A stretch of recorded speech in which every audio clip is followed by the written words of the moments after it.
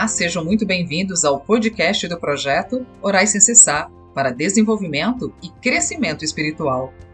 Eu sou Michele Bonaretti e hoje eu venho me desculpar pelo atraso no envio das orações e da escola bíblica e venho revelar a novidade que o projeto Orais Sem Cessar está trazendo para os seus ouvintes. O projeto Orais Sem Cessar está lançando um livro, um estudo sobre o comportamento humano, identificado nas características das igrejas mencionadas no livro do Apocalipse Bíblico. Do capítulo 5 ao capítulo 11 são feitas referências às forças e fraquezas que cada igreja apresenta e comparadas a 7 tipos distintos de comportamento humano, fazendo uma analogia com a metodologia de ensino que Cristo utilizou durante a sua trajetória aqui na Terra. Compara o comportamento de cada igreja com outros exemplos ensinados por Cristo, a começar pelo Sermão do Monte. Explico qual é a advertência para aquele tipo de comportamento e qual é o prêmio prometido aos que concluírem com êxito as suas tarefas. Para além da localização geográfica, 7 estágios ou 7 eras da Igreja de Cristo, o livro traz uma reflexão e uma visão inovadora sobre o tema. Vou deixar aqui agora uma introdução sobre o livro para despertar em você, ouvinte, a curiosidade para aprender mais sobre as igrejas do Apocalipse. Bem, eu começo afirmando que eu me sinto particularmente empolgada com a escrita desse livro. Não só porque é a primeira vez que tomo a iniciativa de colocar no papel as ideias, mas pela oportunidade de compartilhar algo novo sobre um tema que vem sendo debatido há muitos anos por muita gente. Se aventurar no novo, indo na contramão de conceitos formados por especialistas, teólogos, arqueólogos e estudiosos bíblicos, me dá certo frio na barriga. O livro foi uma surpresa do início ao fim. Foi colocando no papel as ideias que comecei a interpretar a Bíblia na totalidade. O que antes eu estudava separado, consegui ver uma certa correlação entre temas que até então pareciam distintos aos meus olhos. Perceber que as 7 igrejas do Apocalipse estavam diretamente relacionadas com os 7 comportamentos das bem-aventuranças e com as 7 cartas enviadas pelo apóstolo Paulo a outras 7 igrejas foi fascinante. Meu objetivo foi ajudar as pessoas, mais especificamente aos cristãos, ou aqueles que creem na palavra de Deus, a terem uma interpretação mais condizente aos ensinamentos de Cristo. E com isso, estarem alerta às mudanças que se fazem necessárias para se alcançar a tão sonhada salvação. Tornar-se mais consciente dos seus atos, do seu modo de agir, do seu comportamento diante da sua visão de mundo, para com isso poder compará-las às perspectivas que Cristo espera de nós.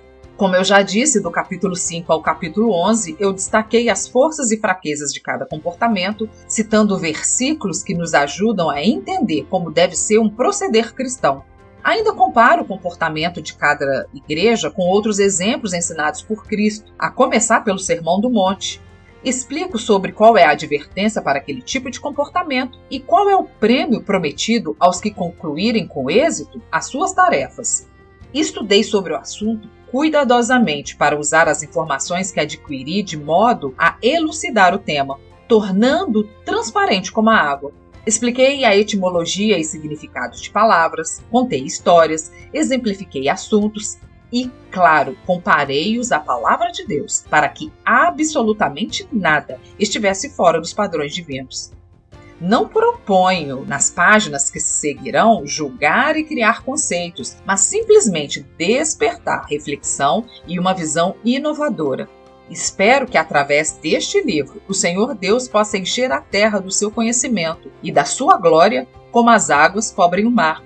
Promessa feita no livro de Abacuque, no capítulo 2, versículo 14. Prontos para conhecer o livro As 7 Igrejas do Apocalipse? Qual delas é você? Uma visão cristã sobre o comportamento humano. Quero começar esse livro pedindo para que você, leitor e ouvinte, preste bastante atenção ao versículo do livro de Romanos, no capítulo 12, versículo 2, que diz: E não vos conformeis com este mundo, mas transformai-vos pela renovação do vosso entendimento, para que experimenteis qual seja a boa, agradável e perfeita vontade de Deus.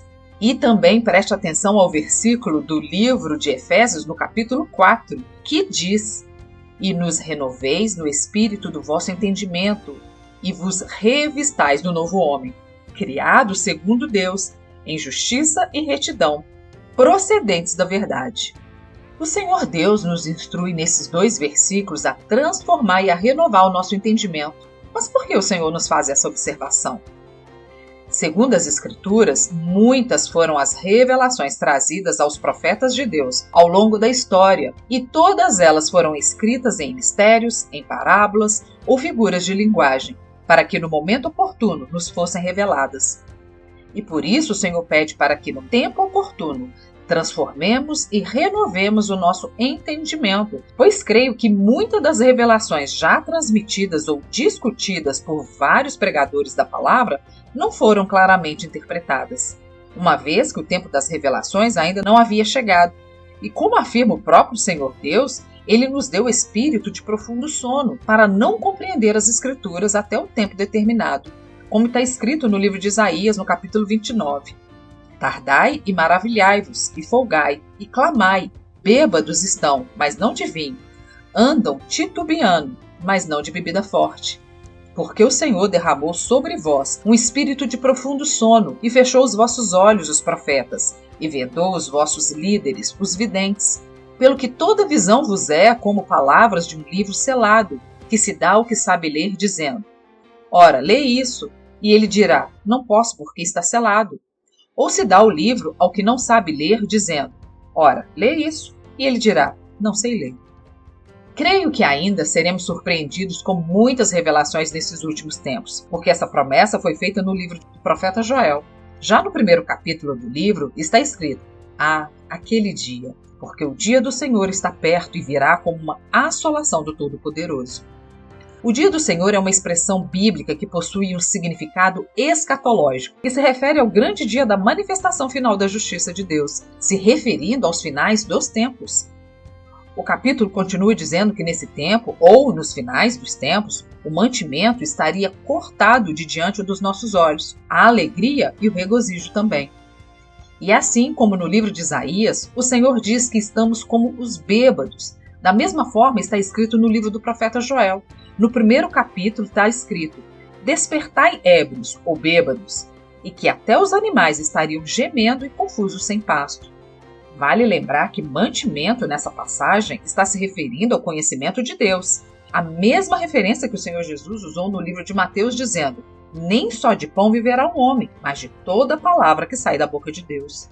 E no capítulo 2 do livro de Joel está escrito: Eis que vos envio o trigo, e o mosto e o óleo, deles serei fartos, e vos não entregareis mais ao opróbrio entre as nações. E vós, filhos de Sião, regozijai-vos e alegrai-vos no Senhor, vosso Deus, porque Ele vos dará ensinador de justiça, e fará descer a chuva, a temporã e a serôdia, no primeiro mês.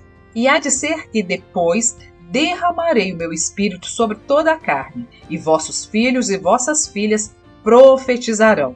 Os vossos velhos terão sonhos, os vossos jovens terão visões. Ainda no livro de Isaías, capítulo 29, está escrito: Mas quando vir a seus filhos a obra das minhas mãos no meio dele, santificarão o meu nome, santificarão o Santo de Jacó, e temerão ao Deus de Israel. E aos errados de espírito virão a ter entendimento, e os murmuradores aprenderão doutrina. Quando falo que a revelação nos é trazida em tempo oportuno, eu uso como exemplo a vida de João Batista. Sabemos que João Batista era filho de Isabel, prima de Maria, mãe de Jesus. As duas mulheres estavam grávidas juntas, então seus filhos tinham quase a mesma idade. Sendo assim, João Batista e Jesus provavelmente se conheciam desde a infância. Como pôde então João Batista afirmar que não conhecia Jesus? No livro de João, no capítulo 1, está escrito: E João testemunhou dizendo: Vi o Espírito descer dos céus como pomba e pousar sobre ele.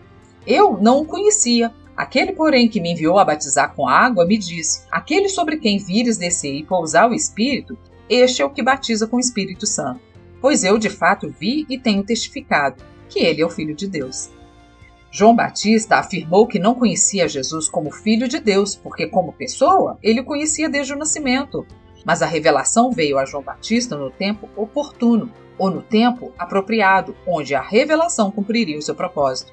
Por isso acredito que ainda há muita revelação que começaremos a compreender agora nos finais dos tempos, pois o próprio apóstolo Paulo disse que a sabedoria de Deus é oculta em mistérios, conforme está escrito no livro de 1 Coríntios, no capítulo 2, versículo 7. E o Senhor Jesus, no livro de João, no capítulo 16, diz: Estas coisas vos tenho dito por meio de figuras. Vem a hora em que não vos falarei por meio de comparações, mas vos falarei claramente a respeito do Pai. Em primeiro lugar, vamos entender o significado e origem da palavra Apocalipse. Observa-se no latim como apocalipsis, em relação ao grego apocalipsis, entendido como manifestação ou descoberta, construído a partir do prefixo apo, no sentido de externo, fora, ou como agente de distância, com base no apoio indo-europeu apo, por afastar, e o verbo kalipten, indicando a ação de ocultar, mostrando raiz no indo-europeu kel, por cobrir. Por sua vez, a forma adjetiva apocalíptico é observada no grego apokaliptikos. Bem, se interpretei corretamente, a palavra apocalipse é constituída por 3 significados principais, que são manifestação, distância e oculto. Não seria então uma palavra oculta que será manifesta em um tempo que estaria distante da época em que o livro foi escrito? E por falar em mistério, quem nunca leu e releu o livro de Apocalipse, assistiu pregações de vários ministros da palavra e ainda ficou com aquele sentimento de que estava faltando alguma coisa, que a compreensão daquilo que foi pregado ainda não fazia muito sentido? Pois bem, eu sou uma dessas pessoas que li e reli o livro de Apocalipse, assisti pregações e ainda fiquei com aquela famosa pulga atrás da orelha. Então, um belo dia, ao ler sobre as 7 igrejas do Apocalipse, com mais cautela e atenção, me despertei para as características de cada uma delas. Foi quando me deparei com as características da igreja em Éfeso e comparei com a minha personalidade. E eu fiquei abismada ao colocar no papel as características e os defeitos, ou pontos a serem melhorados, e perceber que se assemelhavam muito comigo, com minhas atitudes, valores e visão do mundo. Então, agora eu te pergunto, você está pronto para transformar e renovar o seu entendimento sobre as 7 igrejas do Apocalipse? E mais, aprender a identificar qual dessas igrejas é você? O e-book do Projeto Orar Sem Cessar, As 7 Igrejas do Apocalipse, Qual Delas é Você, já está disponível no Kindle da Amazon. Fiquem à vontade para conhecer sobre essa fabulosa história, aprender a identificar quais são as suas qualidades e seus defeitos e corrigir aquilo que o Senhor quer em nossas vidas, em nosso comportamento, para alcançarmos a nossa tão sonhada salvação. Aguardem mais um trecho do livro no próximo episódio do projeto Orar Sem Cessar. Sejam bem-vindos e acompanhem às segundas e quintas-feiras o projeto Orar Sem Cessar. Se você quer fazer um pedido de oração ou ter acesso a todas as orações escritas e aos episódios gravados, siga a página do Projeto Orar Sem Cessar no Facebook ou entre no site www.projetoraissemcessar.com. Te vejo lá!